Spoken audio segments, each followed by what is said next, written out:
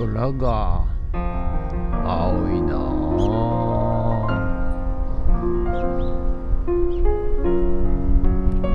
はい、おはようございます。今日は4月9日木曜日でございます。ということでね、今日は朝からピーカンで、晴れてまいりました。何やらね、気温上昇の、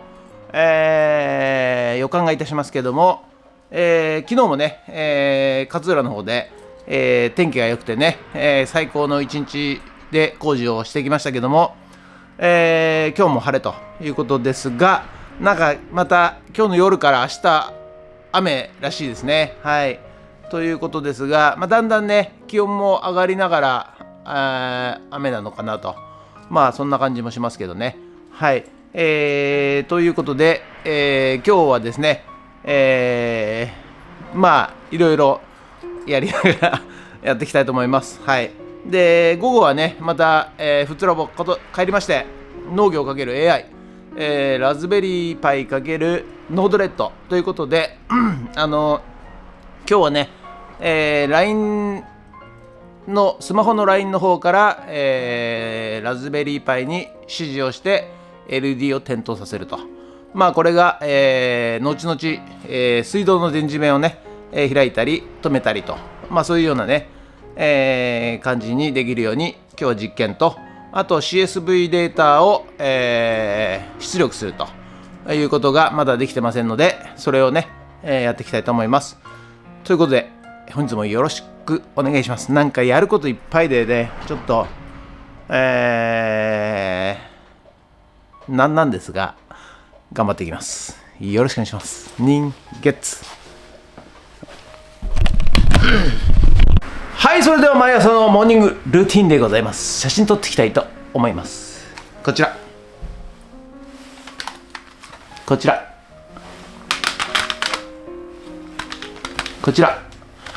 写真撮っていきたいと思います。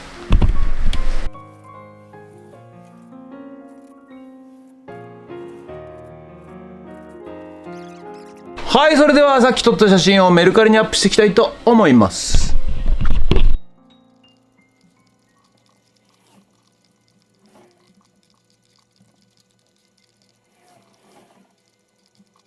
はい、ということで本日は以上となります。ご視聴ありがとうございました。ということでね、午後からフッツラボの方に、ドローンさせていただきます。ドローン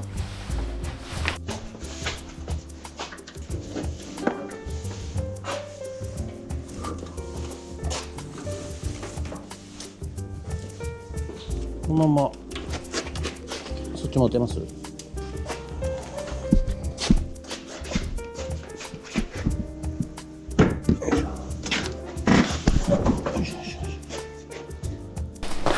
ドローン。はい、ということでね、午後から、フッツラボの方にやってまいりました。はい、多分その前に、洗濯機じゃなくて冷蔵庫を運ぶシーンが入ってたと思いますが、はい、配達してきまして、はい、でフッツラボ戻ってまいりました。はい、今日はね、農業×AI、ラズベリーパイ×ノードレッドということで、ラズベリーパイを、センサーをね、温度センサーをつけまして、午後の温度センサーを、LINE からね、温度はって聞くと、午後のセンサーからそれぞれ、そのセンサーで測った、値をですね、LINE の方に返すと、そこまではできましたんで、今度はですね、制御用、今度、LINE からスマホの LINE から、制御するという実験で、ラズベリーパイからについている LED をね、例えば、スイッチオンと入れると LED がつくと。でスイッチオフっていうと LED が消えると、そういうものを今日はやっていきたいと思います。はい、でこれ何になるかっていうと、ゆくゆくはですね、そこを LED のところを、水道の電磁弁、電磁弁をオンにしたりオフにしたりっていう手動でもできるようになると、そういうようなね制御をね、遠隔で離れてても、LINE で操作できると、そういうシステムを作っていきたいと思います。ということでよろしくお願いします。人ゲッツ。はい、ということでね、まずはラズベリーパイ、こちらをね立ち上げまして、前回作ったこのセンサーね、5個のセンサー、を使いまして、こちらがね、ノードレッド、今フローでこう書いて、今は、スマホのね、LINE で送ると、温度が返ってくると、それ LED 制御ということでやっていきたいと思います。フッツラボビニールハウス、これで温度はってやると、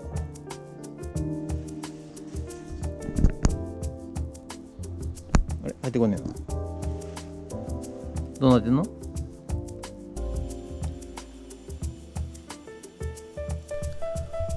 ということでね、作業動画をね見ててもつまんないでしょうから、まずはですね、はじめに、告知でございます。4月18日、土曜日10時から、16時まで、はい、うちの富津ラボの隣の、富津自動車さん、展示場でですね、ダイハツの展示場での裏でですね、富士マルシェ、お祭りが行われます。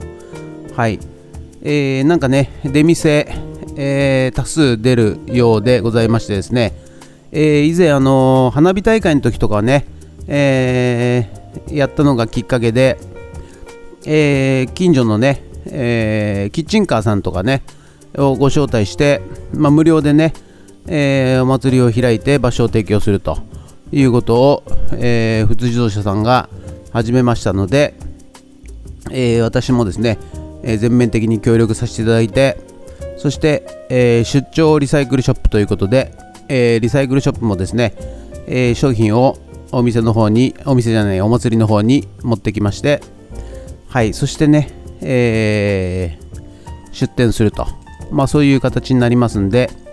地元の皆さんね、もしくは東京から来られる方、神奈川から来られる方、4月18日土曜日、10時から、富士マルシェが、開催いたします。ふるってね、お越しいただければと思います。その日しか販売できないものが多数ありますんでね、あとアイスクリームとかね、カレーとか焼きそばとか、あと木工の家具とかね、あと何ですかね、マッサージとか、その他もろもろございますんで、もしよかったら、お越しくださいませ。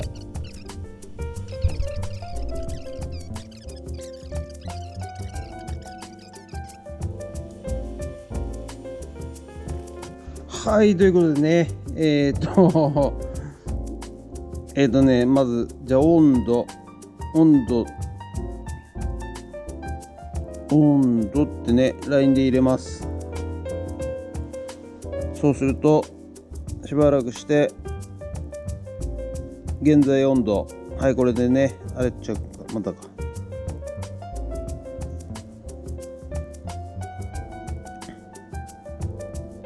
はい、こうやって、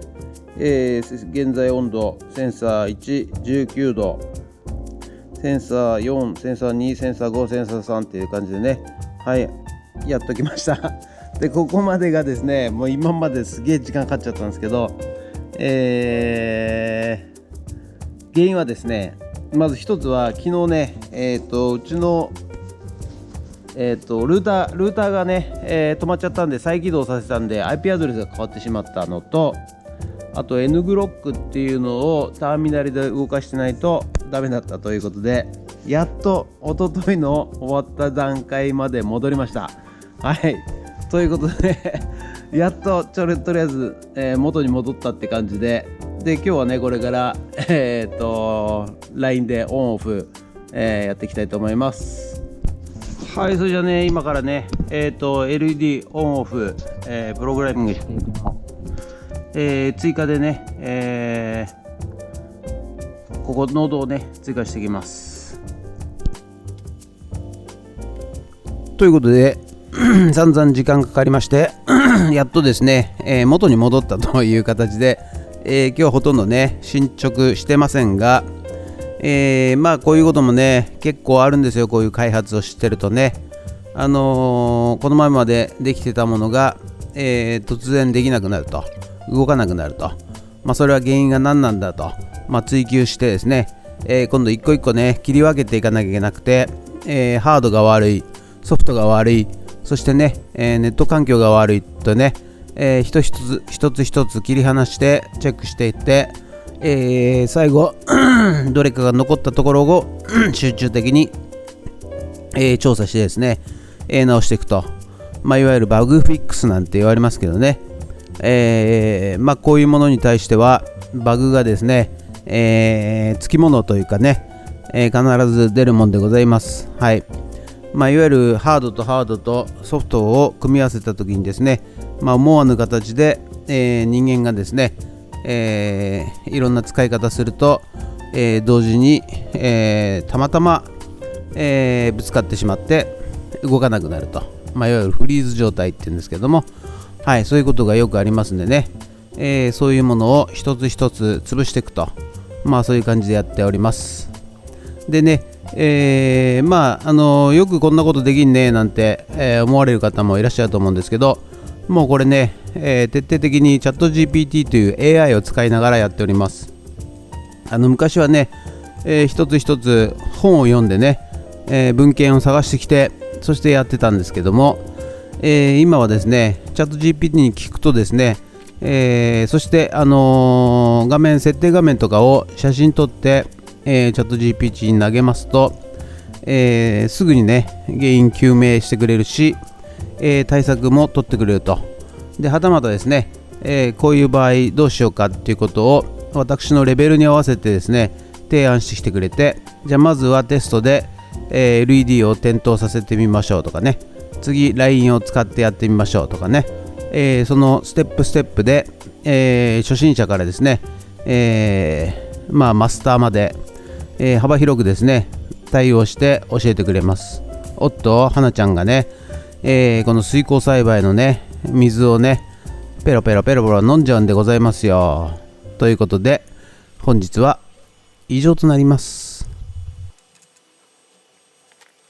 はい、ということで本日は以上となります。ご視聴ありがとうございました。ということでね、おとといの、LINE でね、温度って入れると、5個のセンサーの温度が返ってくるというところまで完成して、昨日は勝浦でね、ソーラーパネルの工事行って帰ってきて、で今日ね、またおさらい復習ということで、LINE で、温度って入れたらですね返ってこなくなっちゃいまして、はい、でそれをいろいろ原因を究明していたらですね、ちょっとルーターを昨日リセットしたんで IP アドレス変わっちゃったらしくて、それを探すのに時間かかってしまったと。はい、であと N グロックっていうのも、再度起動しないと使えなかったと。いろいろ、原因が分かりましてですね、それを原因究明してるのに時間かかっちゃいました。はい、でやっとね、戻って、今度は LED のスイッチをね、